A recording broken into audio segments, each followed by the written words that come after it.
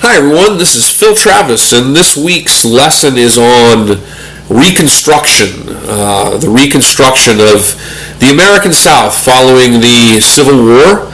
So from 1865 until 1877, which is the period that is associated with not only the beginning of Reconstruction and the end of the American Civil War, but also with the election of Rutherford B. Hayes, who became president. He was inaugurated president in 1877. He was an Ohio Republican, and Hayes becomes associated with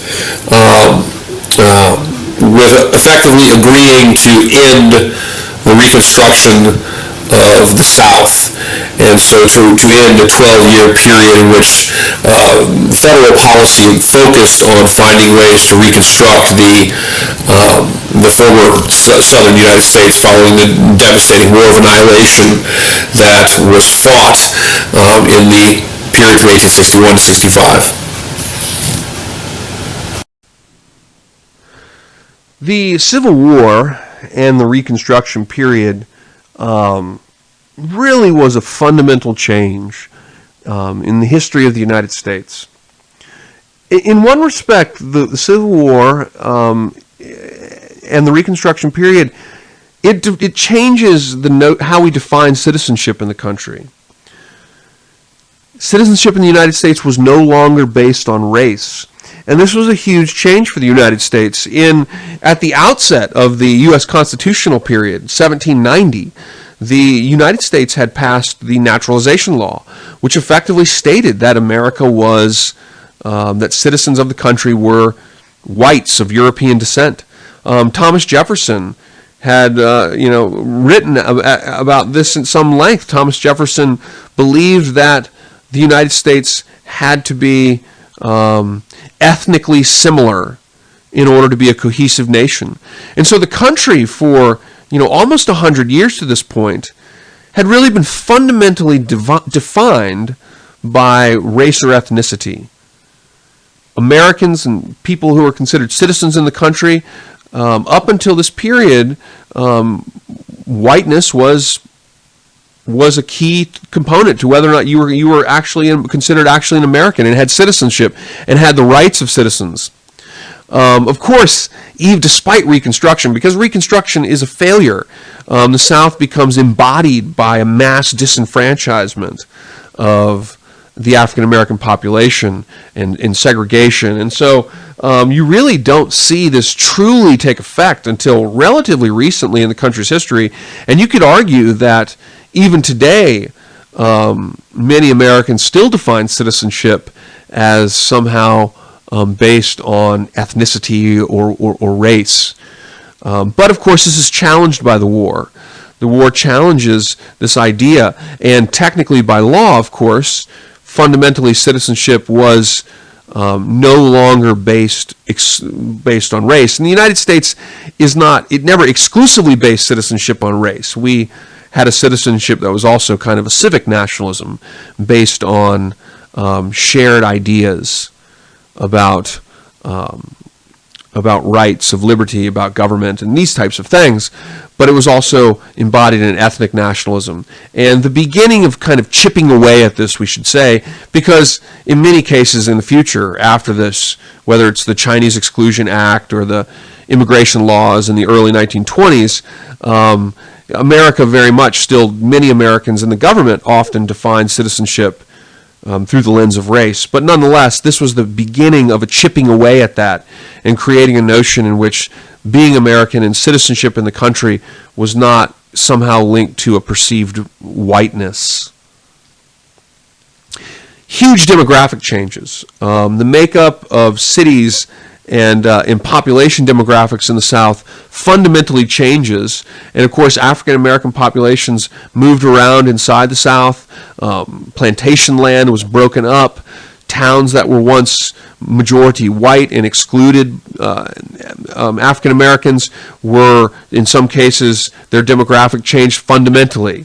Urban areas city areas where African Americans came to find work, which they were incredibly disappointed to find that there was really no good work for them. People would not hire them. They were really reserved to the lowest paying menial work. But in many cases, the African American community built like shanty towns around the outskirts of the town, on the wrong side of the tracks, if you will. And so you have a fundamental demographic shift, and that demographic shift, of course, remains significant. This is, like, in a lot of ways, the beginning of de facto segregation in some respects, as cities become increasingly divided ethnically, and the areas of the city where there are the most African Americans, densely populated African American areas, are oftentimes the poorest because of lack of opportunity with education and with work. And so there's a fundamental demographic shift that's going on here. It also represents an expansion of federal power over states' rights. And of course, in some respects, I mean, of course, states' rights was at the core of the Civil War in general. The argument over, does a state have a right to secede? Does the federal government have authority over the interests of the states or the laws of the states? And it had been consistently asserted in the lead up to the Civil War that the federal government did have authority over the states. But through the Reconstruction period, you see this formally changed in a more fundamental sense with the 14th and 15th Amendment. The 14th Amendment, which is passed during the Reconstruction period in the 1860s against the opposition of Andrew Johnson. The 14th Amendment, the president at the time, the 14th Amendment basically guarantees that no state can violate the constitutional rights of its citizens. So a state can never pass a law that violates the constitutional rights of citizens of its state. This is one of the most significant amendments to the Constitution, and it's the 14th Amendment that really gives the teeth to civil rights campaigns in the future, as states were consistently violating the constitutional rights of their inhabitants. And of course, the position, as I understand it, of the Supreme Court on the issue of same-sex marriage today is also a 14th Amendment thing, because the case is that states who are refusing to allow same-sex couples from marrying are withholding one particular group on the basis of their sexuality the full rights to citizenship, if you will, in their states, by withholding, because of their sexuality, excluding them the right to marry. So it's an incredibly significant amendment, the 14th Amendment is. And the 14th Amendment was passed there was great animosity from the Southern apologist Andrew Johnson, and from members of the South, and from Democrats in the North. But the Republican-led Congress in the North is able to create the necessary votes in the states of the North that are in the Union at the time and in the Congress to amend the Constitution.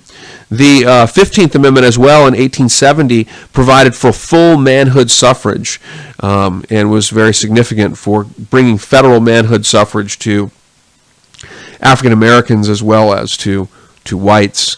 Of course, over time, Reconstruction will fail, and the South will revert into what's called the Jim Crow era, in which African American populaces were widely disenfranchised, and most disenfranchised in the Deep South, where by the 1950s, some only 5% of the African American populace in the Deep South, Alabama, Mississippi, and so forth, could vote.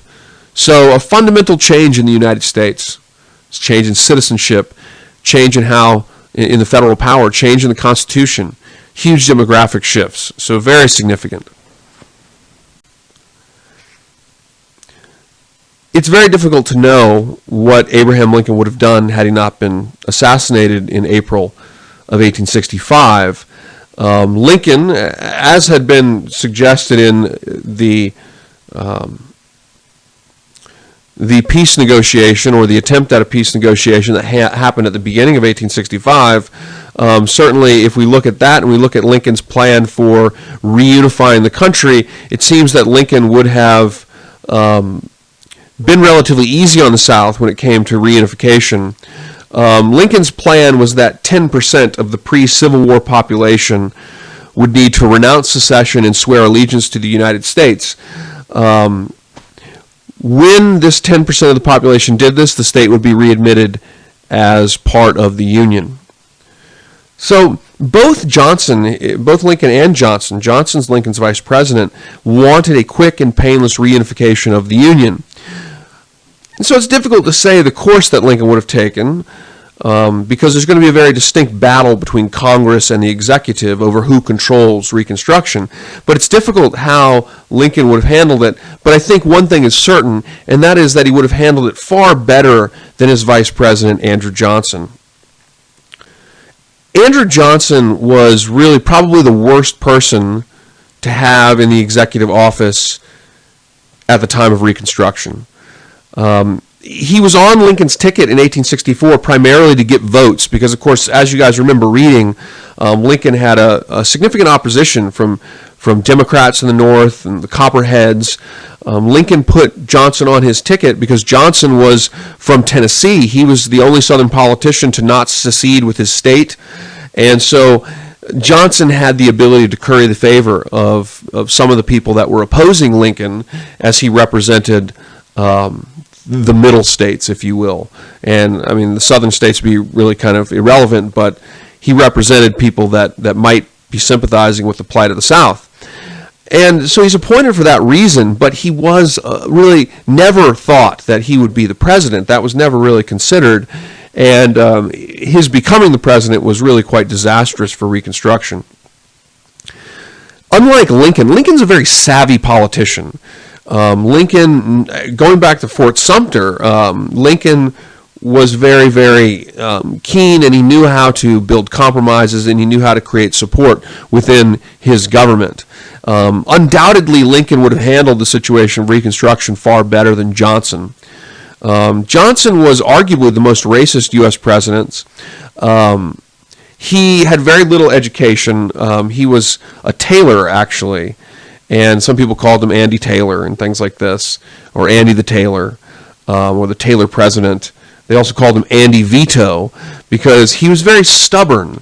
And as a result of being so stubborn, Johnson completely refused to compromise with Congress on Reconstruction, and as a result, he set records for his attempts to veto congressional legislation. And I'm pretty sure he has the record for the amount of times he was overturned by a congressional vote of 2/3 to overturn a veto. Andrew Johnson really was someone who it was going to be a very difficult run for Johnson and Congress over Reconstruction, but ultimately Johnson will become the ultimate lame duck president, despite the fact that many in the South would have supported him. Those people would not have really had an ability to have much political say in the matter. And, of course, there were Democrats in the North who supported him, but ultimately he becomes a true lame duck president, and Johnson is impeached, ultimately. Johnson escapes removal by impeachment by one vote. So Johnson's Reconstruction Plan, which he would insist a carryover of Lincoln's plan, but in a lot of ways was made very much his own, especially Lincoln had certainly suggested that blacks could have some kind of political activity and some kind of political voice in the new governments, and this is something Johnson fundamentally didn't agree with. Johnson did not believe that non-whites could be citizens, and he was intent on securing white control in the South. Johnson pardoned all Confederates. The higher-up officers, of course, needed to apply for a presidential pardon, but by and large, all Confederates were pardoned. Johnson allowed the Southern states to vote and form their representatives to go to Washington. And by the end of 1865, Johnson declared that Reconstruction was complete, and the Union was that the process was over, and that we could kind of get back to doing what we needed to do as a nation.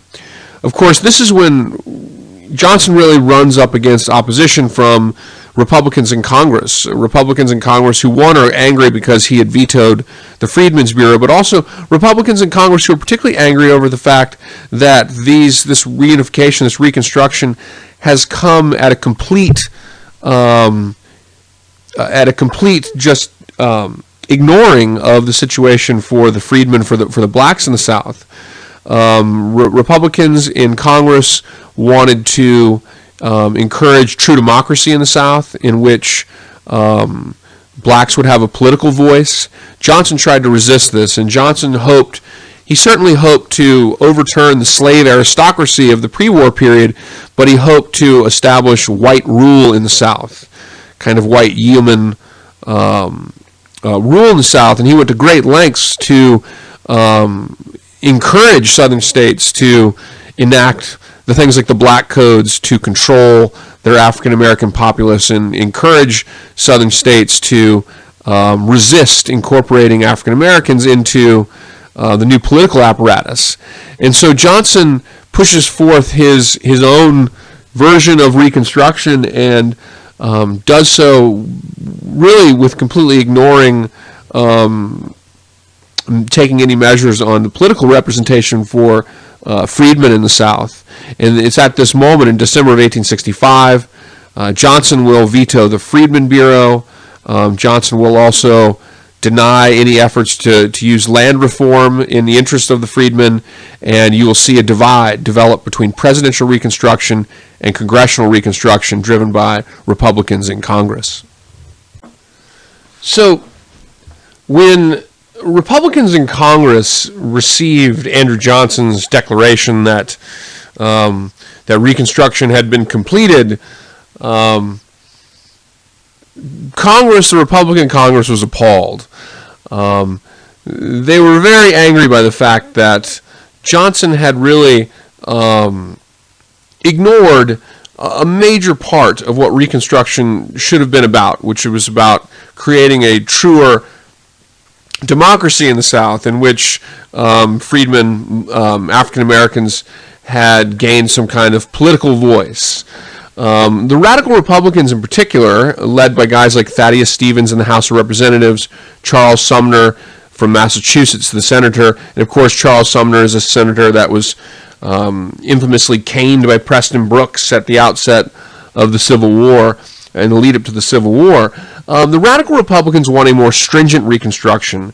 They want to, unlike Andrew Johnson, who also in a way wants to change the South, but Andrew Johnson wants to change the South so that it is a kind of a new version of a white-ruled area of the country. Radical Republicans want a true democracy in the South. They want to change the South in a way to create a development of a democracy in which freedmen play a fair and equal part.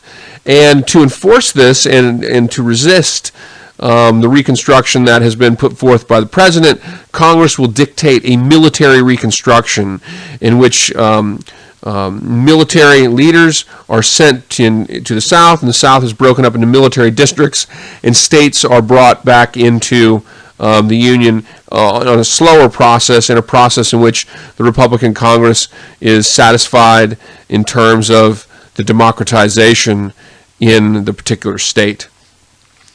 However, regardless of these efforts, ultimately you will see the states, as they come back into the Union, you will see a return to really status quo leadership in the South, and ultimately, of course, a complete disenfranchisement of African Americans, albeit at this time you will see African Americans do gain some voice and do have some political representation, but it's short-lived, and ultimately Reconstruction fails, and you see the status quo really come to power in the South again, and you'll see the political voice of African Americans in the South really really shunned of being returned to the Union.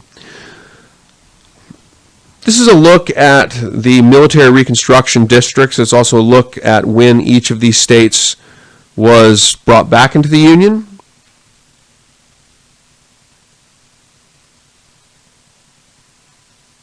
And this was really, again, this was an effort by radical Republican-led Congress to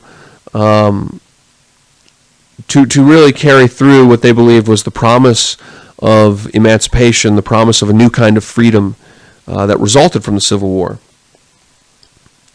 The situation in the South, of course, is desperate. There's homelessness. You've on all sides. You've had death of a fifth of the young adult male population. This is like World War I, like Western Front levels for the United States. Farms and cities are utterly destroyed. Farmland has been destroyed or dispossessed. Many freedmen took up residence on huge tracts of land in South Carolina, and these were lands that had been dispossessed, farms that had been destroyed by Sherman's troops, and these lands became known as Shermans Land. And the idea was that Sherman was taking a step that had been suggested during the war, that there would be a land reform measure. And so Sherman took that step on his own effectively and created what Freedmen called Sherman's Land, which was this land, this dispossessed farmland that was then basically given to the freedmen to divvy up and to farm. And so this was an early effort at land reform, actually. Of course, land reform utterly fails. When Republicans led the Reconstruction process, of course, Confederate officers and politicians were barred from full U.S. citizenship. They were barred from participation in the government. And there was a very significant dispute over labor and land in the South.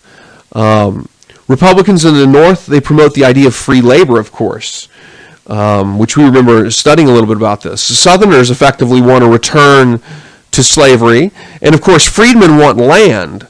For freedmen, land was integral to freedom. To freedom, and in your reading of Foner, of course, you get the view that of course, freedmen were very politically active. They formed churches. They helped to create schools. They formed political organizations. But the number one element of freedmen for land in many cases was land, and the acquisition of it. Ultimately, when you look at these three factors, what you see fall in place really is something called sharecropping, which was in a lot of cases, sharecropping was almost as bad as slavery. And sharecropping was a system in which a farm would be severed into tenant farms, and the tenants would pay a rent.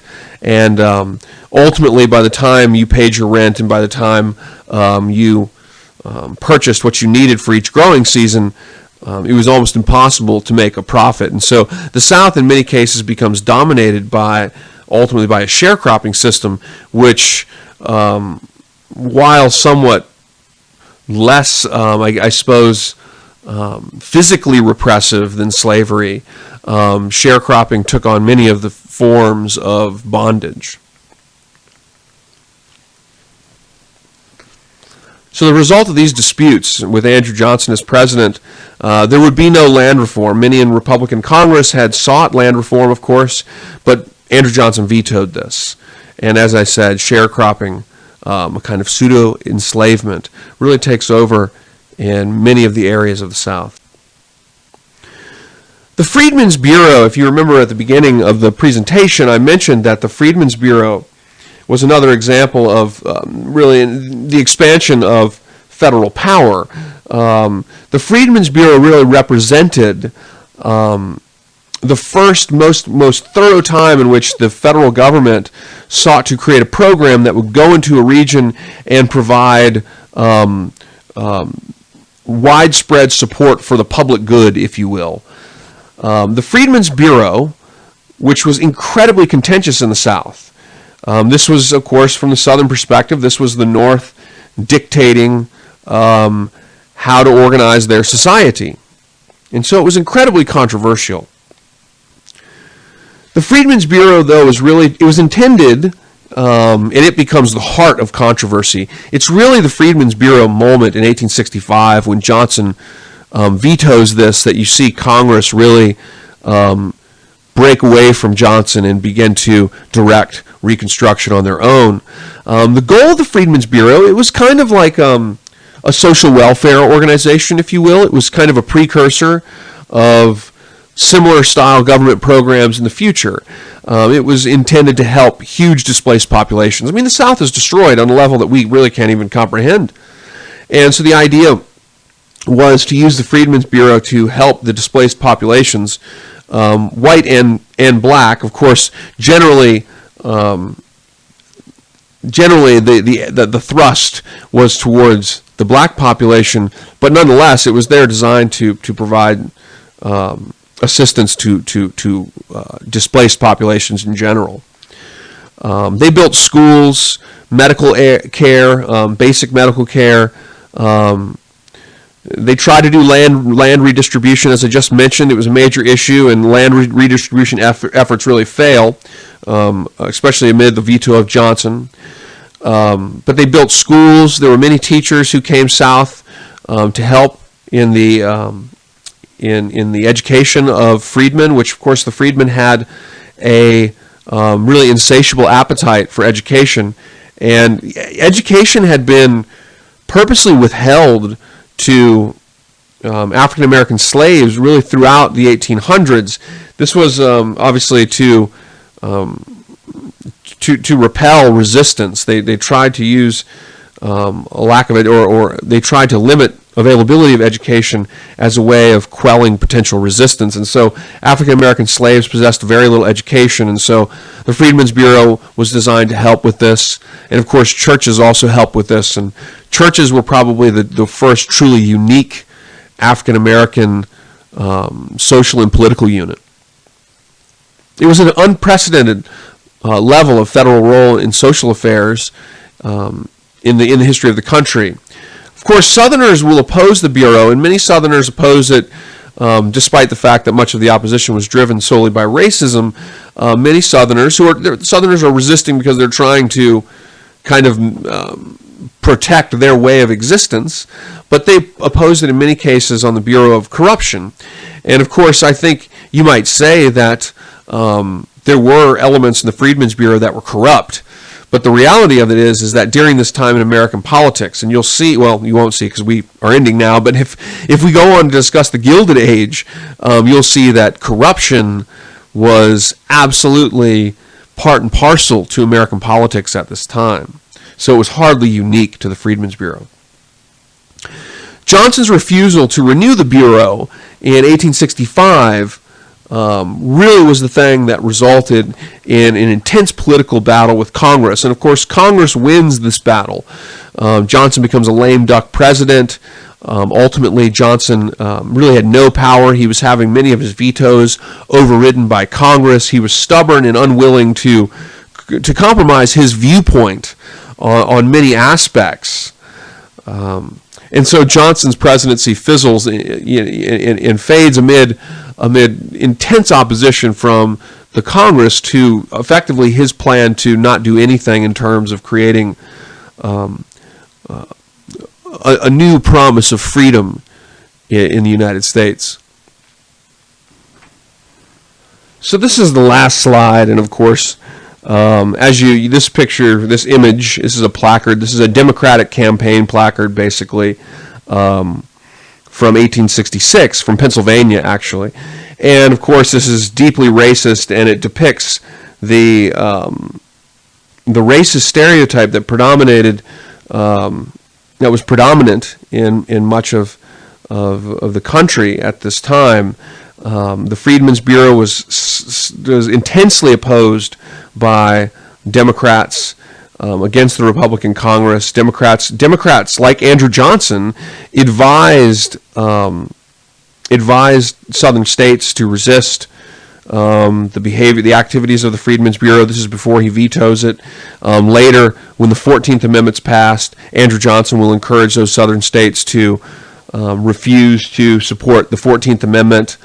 And so, as you can see, this is a deeply racist image. This placard is deeply racist in nature, and this kind of shows how some Americans depicted the freedmen versus the white.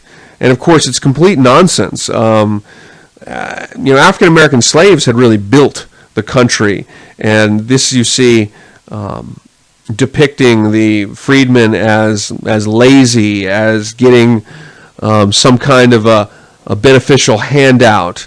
And of course, this kind of racial stereotype in the South was predominant in things like the black codes, which we'll see in next week's discussion.